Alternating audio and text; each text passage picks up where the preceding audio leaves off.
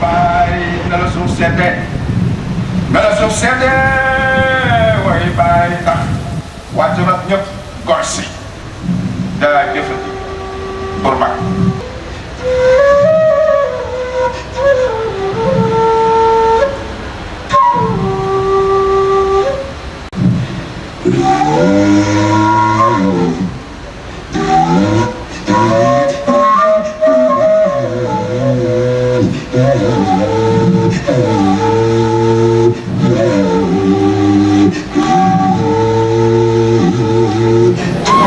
Aimé Césaire est mort. Martine a perdu le meilleur de ses fils.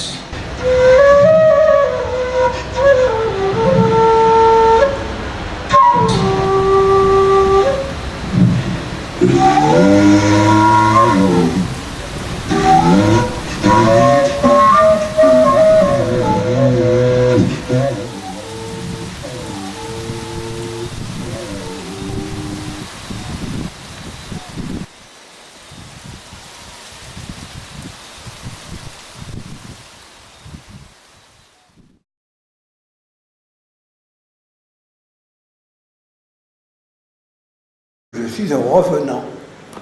Eh oui, un revenant. Une sorte de fantôme. Léopold Sédar Senghor, décédé. Léon Gontran Damas, décédé. Alors, je suis une sorte de survenant. Et de revenant. Simplement, je suis simplement un homme de couleur, arrivé en France, avec la conviction que je suis un homme de couleur, et qui, malgré tout ce qu'il a vu, fort de toutes les expériences, veut continuer à être un homme de couleur.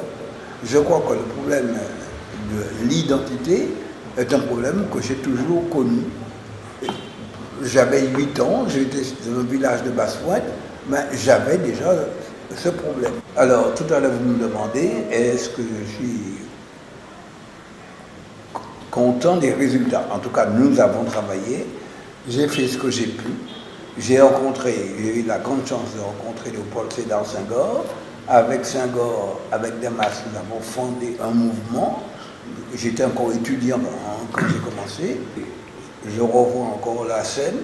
Moi, sortant du secrétariat où je venais de m'inscrire pour la classe de première supérieure, l'Hippocagne, comme on disait à l'époque, ici le Grand, et un jeune homme noir, en blouse grise, vient à moi, m'accueille, et c'est Léopold Sédar Senghor qui me dit « Bigi, d'où viens-tu » Bigi, c'était le nom donné aux nouveaux venus, aux conscrits, si on veut.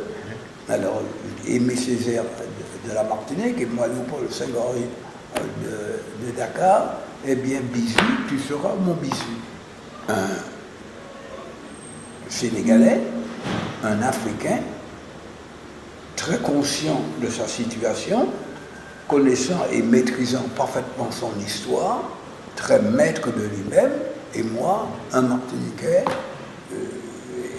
angoissé, inquiet, et tourmenté, à la recherche de lui-même.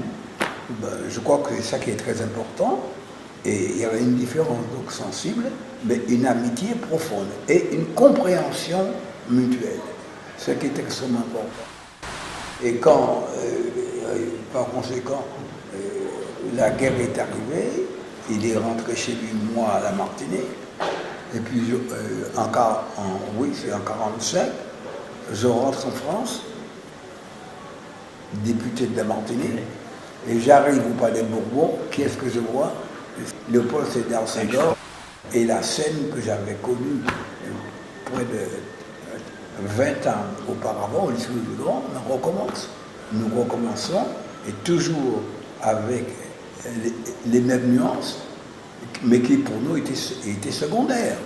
Parce que moi, j'appartenais au Parti communiste, qui était très sectaire en ce temps-là, comme vous le savez, et lui, au Parti socialiste, qui était vraiment très mou dans sa doctrine.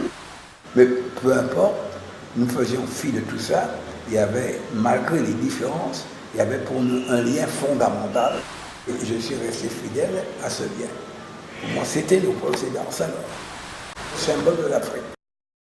En tout cas, nous avons été les premiers à affirmer la présence de l'Afrique et l'importance de l'Afrique dans l'histoire de l'histoire du monde et dans l'histoire de la civilisation. Je me rappelle qu'un des premiers livres que Senghor et moi nous avons lu ensemble, c'était le livre de la civilisation africaine, l'histoire de la civilisation africaine par Frobenius. Le titre lui-même était extraordinaire, histoire de la civilisation africaine. Eh bien, à l'époque, les Français ouvraient de grands yeux. Comment ces deux mots étaient contradictoires? Comment civilisation et africaine?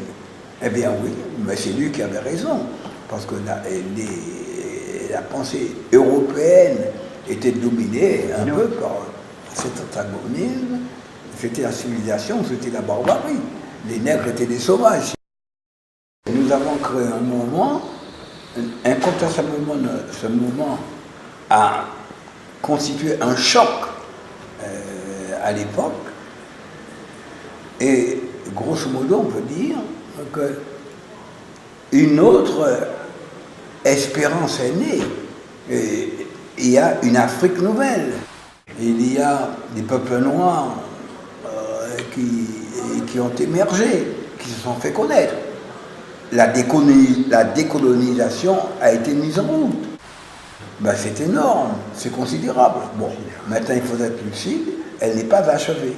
Et c'est vrai que nous avons eu vraiment des convenus et des éléments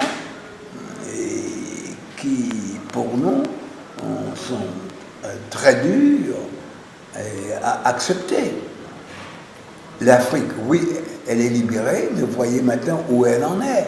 Elle se débat, elle se divise, elle a des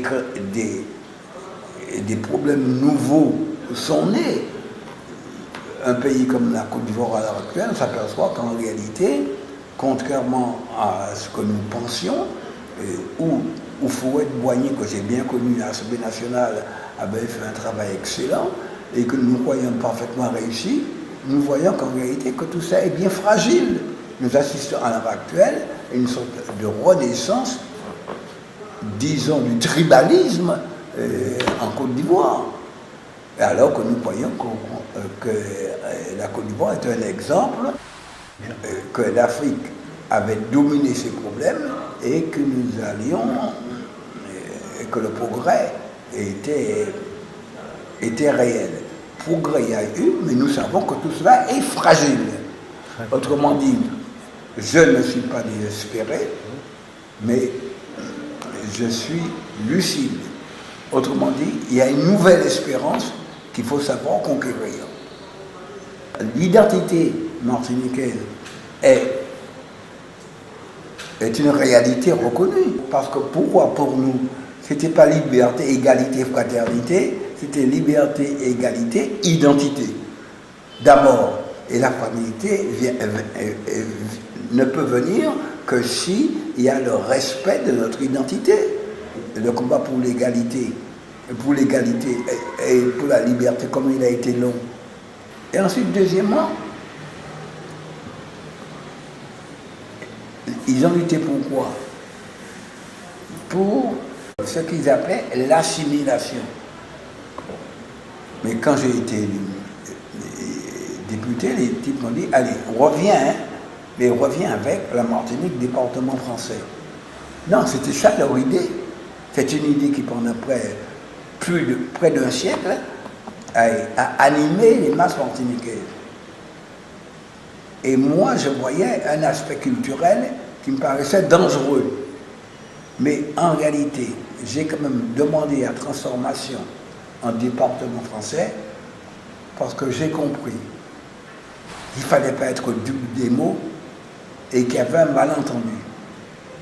Quand les Martiniquais demandaient l'assimilation, c'était en réalité une amélioration d'ordre social, c'était en réalité l'égalité avec les Français.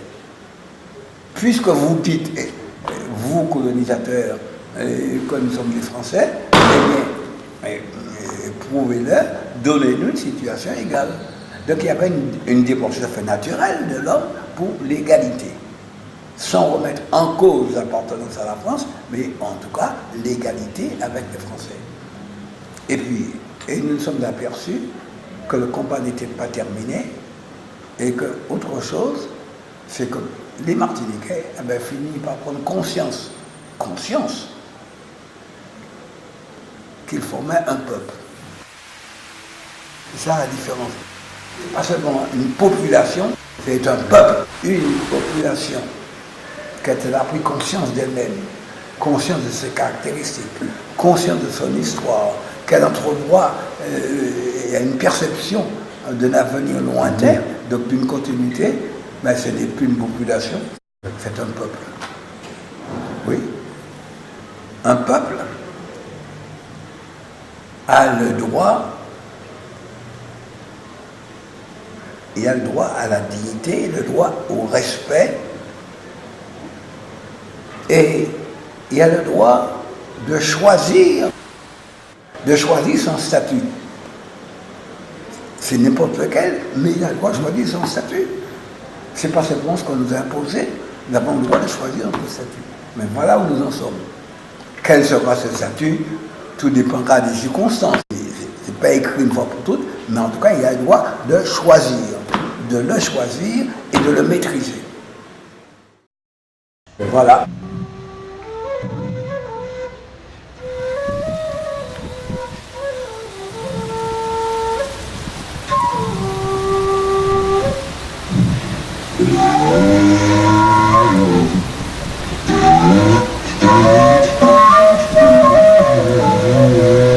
Yeah.